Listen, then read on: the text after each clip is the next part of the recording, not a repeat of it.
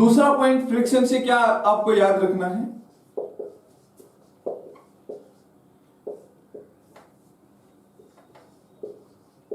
क्या इसे हम कंप्लीटली अवॉइड कर सकते हैं? क्या ये कंप्लीटली अवॉइडेबल है? तो आंसर होगा नो। कैन बी रिड्यूस्ड, ये रिड्यूसेबल है, इसे आप रिड्यूस कर सकते हैं, इसे आप कम कर सकते हो, लेकिन इसे कंप्लीटली इग्नोर नहीं कर सकते। दूसरा पॉइंट आपको याद रखना है।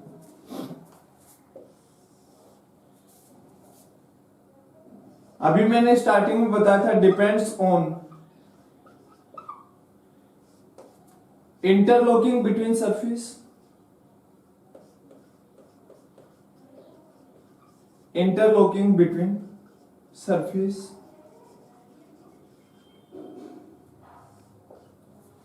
दूसरा आप यहां से देख रहे हो कि उनके ऊपर जो फ्रिक्शन होगा कितना ज्यादा उस पर मोशन हो रहा है, depend on motion of object, motion of object, कि वहां पे स्लाइडिंग हो रहा है, वहां पे रोलिंग हो रहा है, इस तरीके से आपको ध्यान रखना है। उसके बाद यहां से आप देख रहे हो कहीं ना कहीं ये मास ऑफ ऑब्जेक्ट पे भी डिपेंड कर रहा है, mu m g cos of theta, ये अपने पास फोर्स ऑफ फ्रिक्शन, कहीं ना कहीं ये एंगल ऑफ फ्रिक्शन पे भी डिपेंड कर रहा है। हाँ, एक चीज आप यहां से ध्यान रखिए, जैसे ऑब्जेक्ट पे एक फोर्स हम इधर देख रहे हैं, तो एक फोर्स यहां से आप ऊपर की ओर देखोगे, जैसे इस पॉइंट से आप मान के चलो एक फोर्स ऊपर की ओर है, ये नॉर्मल फोर्स है, और इधर अपने पास अप्लाइड फोर्स है, इन दोनों का रिजल्टेंट अपने पास ये आ रहा है, तो ये एंगल क्या हो जाएगा, थीटा। ये एंगल थीटा क्या हो जाएगा अपने पास, इसे आप एंगल ऑफ रिपोज या एंगल ऑफ कांटेक्ट का नाम दे सकते हैं, इसे आप एंगल ऑफ कांटेक्ट या एंगल ऑफ रिपोज का नाम दे सकते हैं। न्यूमेरिकली दोनों वैल्यू बराबर रहेंगी, न्यूमेरिकली एंगल ऑफ कांटेक्ट और एंगल ऑफ रिपोज दोनों वैल्यू बराबर रहेंगी। उसके बाद फ्रिक्शन से कुछ अच्छे क्वेश्चंस हम देख लेते हैं।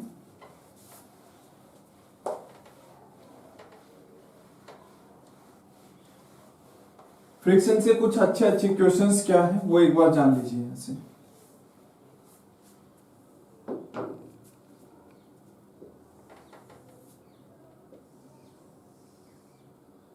मान के चलिए ये टायर है अपने पास, मान के चलिए ये टायर है, और ये टायर भी किसका टायर है, आप इसे मान सकते हो। चलो मैं कंप्लीटली ही बना के आपको समझा देता हूं।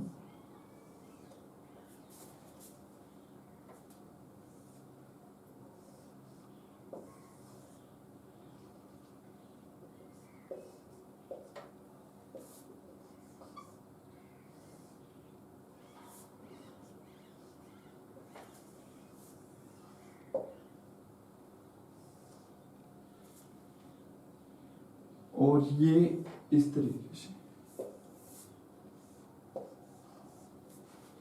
इस तरीके से मान के चलो साइकिल, एक पर्सन ए यहां पे बैठा हुआ है, इस तरीके से। अब यहां से अपने पास क्या दिखाई देगा, ये देखिए, ये साइकिल का फ्रंट टायर है और ये साइकिल का बैक टायर है, ये साइकिल का बैक टायर है।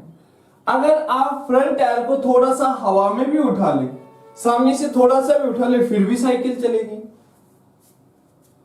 स्टार्टिंग से ही अगर आप इस पार्ट को थोड़ा सा उठा के चले तो भी साइकिल चल सकती है, लेकिन स्टार्टिंग से अगर आपने पीछे वाला पार्ट उठा लिया फिर ये आगे नहीं चलेगी।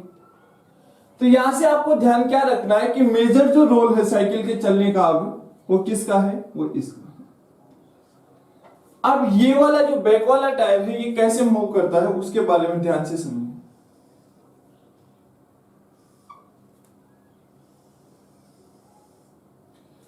इसमें क्या होता है, इसमें होती है इंटरलॉकिंग,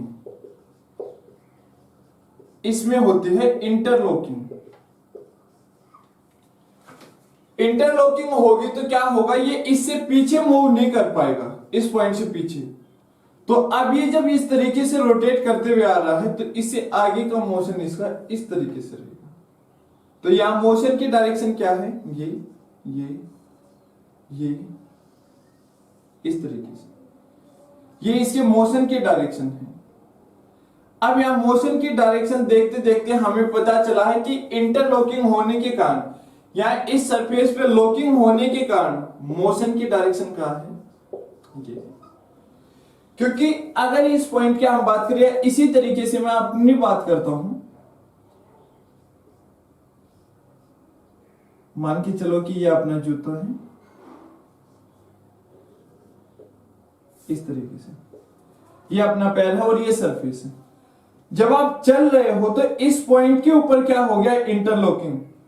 अब इस वाले पैर को आप पीछे नहीं ले जा सकते, इस वाले पैर को आप उठा के आगे लेके जाओगे इस तरीके से। तो यहां मोशन की डायरेक्शन क्या है, ये है मोशन की डायरेक्शन। तो साइकिल में तो कंप्लीट सर्कल रहता है, तो इस तरीके से मोशन की डायरेक्शन ये आई है। तो इंटरलॉकिंग करने के बाद फ्रिक्शन की डायरेक्शन इसके अपोजिट रहेगी। तो पीछे वाले टायर के लिए फ्रिक्शन की डायरेक्शन क्या रहेगी, फ्रिक्शन इस डायरेक्शन में रहेगी। लेकिन सामने वाले टायर पे ऐसी कोई इंटरलॉकिंग नहीं है। जब इंटरलॉकिंग नहीं होगी तो फ्रिक्शन की डायरेक्शन ऑब्जेक्ट के मोशन के अपोजिट रहेगी अपने पास। देखो यहां पे मैं बेसिक कोर कंसेप्ट आपको बता देता हूं। अगर लॉकिंग हो रही है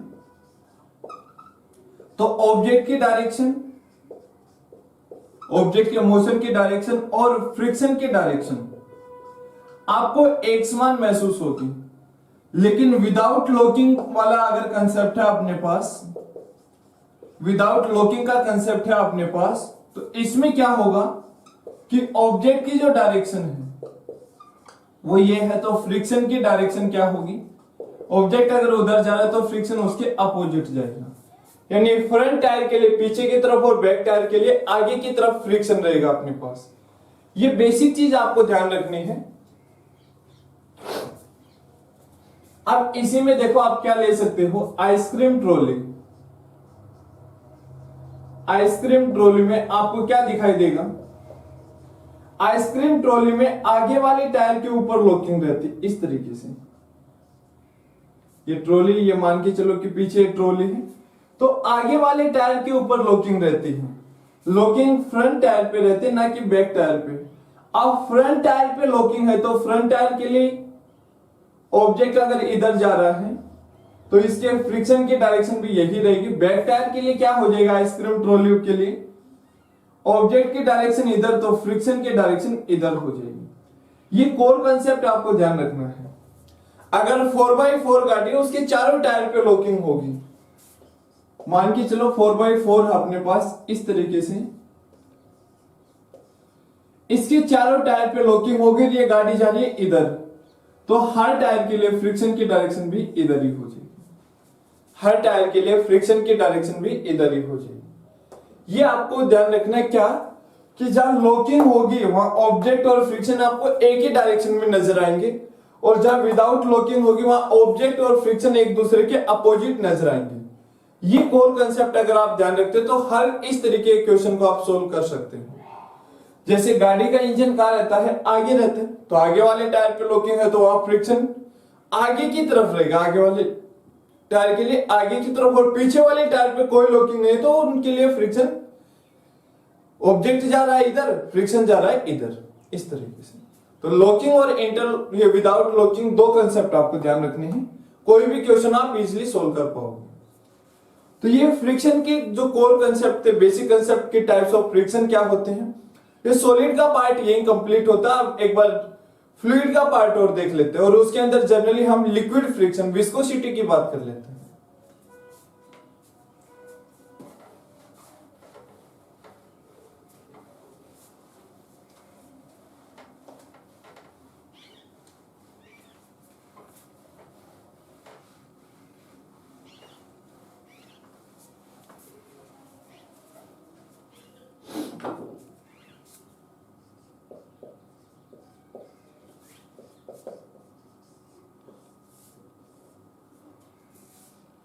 विस्कोसिटी की हम बात कर लेते हैं। तो विस्कोसिटी में दो पार्ट बन जाते हैं, एक लिक्विड के लिए और एक गैस के लिए। अब लिक्विड के लिए क्या रहता है, लिक्विड हमेशा एग्जिस्ट करता है लेयर्स के रूप में, लिक्विड हमेशा एग्जिस्ट करता है लेयर्स के रूप में। और यहां से आप देखोगे कि लेयर का जो एरिया ऑफ क्रॉस सेक्शन रहेगा वो ए में लेके चलता हूं। गैस के अंदर क्या रहता है कि हमेशा गैस मॉलिक्यूल एक दूसरे के साथ कोलाइड करते रहते हैं, हमेशा एक दूसरे के साथ कोलाइड करते रहते हैं, तो ये इनका रास्ता रोक रहे हैं, और रास्ता रोकना ही क्या है, फ्रिक्शन है। तो गैस के अंदर क्या रहता है, collision between gas molecules, collision between gas molecules, ये आपको ध्यान रखना है। अब यहां से देखो लिक्विड की लेयर, अब ये जो ऊपर वाली लेयर है ये दूसरे लेयर की रिस्पेक्ट में जब मूव करेगी तो इसकी जो वेलोसिटी होगी अपने पास, उसे आप किस तरीके से लिखेंगे, इसकी पोजीशन x और इसकी वेलोसिटी, ये पोजीशन x है, इसकी वेलोसिटी v, तो dv बाई dx ये इसकी वेलोसिटी रहेगी, रिलेटिव वेलोसिटी। ये क्या शो कर रहा है, रिलेटिव वेलोसिटी, सापेक्ष वेग दूसरे लेयर के साथ में। तो यहां जो लेयर्स के बीच में फोर्स ऑफ फ्रिक्शन रहेगा वो क्या रहेगा, वो एक बार देख लेते हैं। F directly proportional to A, F directly proportional to dv by dx, तो F इज इक्वल टू मैं क्या ले सकता हूं, eta A dv by dx, और ये ईटा क्या है अपने पास, coefficient of viscosity, coefficient of viscosity. वैसे विस्कोसिटी की यूनिट क्या लेते हैं हम, पॉइज, ये इसकी यूनिट लेते हैं पॉइज, या फिर सीजीएस में क्या हो जाएगा, डेका पॉइज। सीजीएस में क्या हो जाएगा, डेका, यानी कि यहां से देखते हैं हम, ये अगर हम यूनिट बेसिक मान के चलते तो यहां से दूसरा आता अपने पास डेका, यानी कि 10 पॉइज। अब देखो ये बड़ी यूनिट है, तो बड़ी यूनिट है तो किस कैटेगरी में ले आओ इसे, एसआई यूनिट की कैटेगरी में, और ये क्या बन गया, सीजीएस यूनिट। यहां डेका का मतलब है 10 पॉइज, ये रहता है, ये आपको ध्यान रखना है। अब कोफिशिएंट ऑफ विस्कोसिटी अपने पास आया है ईटा, ये किसके बराबर रहेगा, तो F A dv by dx, velocity की यूनिट मीटर पर सेकेंड, x की यूनिट क्या हो जाएगी, मीटर, एरिया की यूनिट क्या है, मीटर स्क्वायर, फोर्स की यूनिट क्या है, न्यूटन। आगे निकालो क्या निकल के आ रहा है, मीटर से ये मीटर कैंसिल आउट, तो न्यूटन पर मीटर स्क्वायर सेकेंड, और न्यूटन पर मीटर स्क्वायर किसके, पास्कल के बराबर होता है, पास्कल सेकेंड। ये इसके लिए ड्राइव्ड यूनिट आ रही है कोफिशिएंट ऑफ विस्कोसिटी के लिए, ये चीज कोफिशिएंट ऑफ विस्कोसिटी के लिए यूनिट न्यूटन पर मीटर स्क्वायर सेकेंड या फिर पास्कल सेकेंड आ जाएगी। और इधर हम देख रहे हैं कि लिक्विड गैस का ये अपने पास कोलिजन बिटवीन गैस मॉलिक्यूल्स। अब उसके बाद आपको यहां से एग्जाम के लिए क्या क्वेश्चन दिखाई देगा, effect of temperature on viscosity, effect of temperature on viscosity. तो क्या होगा, ये देखो दो पार्ट है अपने पास लिक्विड के लिए, तो लिक्विड में क्या रहता है कि गैस मॉलिक्यूल्स के बीच का अट्रैक्शन वीक हो जाता है, ये एक दूसरे पे इजीली स्लाइड करते हैं, तो लिक्विड के लिए विस्कोसिटी की वैल्यू डिक्रीज हो जाएगी। जो लेयर्स के बीच फ्रिक्शन है, विस्कोसिटी की डेफिनेशन ही क्या थी लिक्विड के लिए, friction between layers, friction between liquid layers.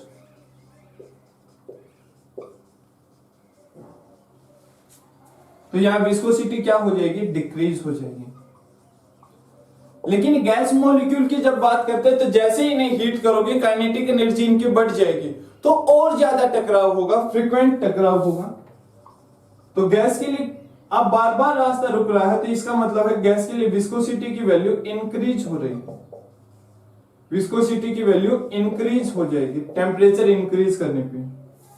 अगर आपने टेम्परेचर इंक्रीज किया है, इधर मैं कंडीशन क्या ले रहा हूं, टेम्परेचर इंक्रीज करने पे लिक्विड के लिए विस्कोसिटी डिक्रीज हो जाएगी, वही गैस के लिए विस्कोसिटी इंक्रीज हो जाएगी। ये चीज आपको ध्यान रखनी थी। तो लिक्विड के लिए या गैस के लिए ये क्या कहलाता है, फ्लूइड फ्रिक्शन। विस्कोसिटी की यूनिट क्या रहेगी, पोल्स।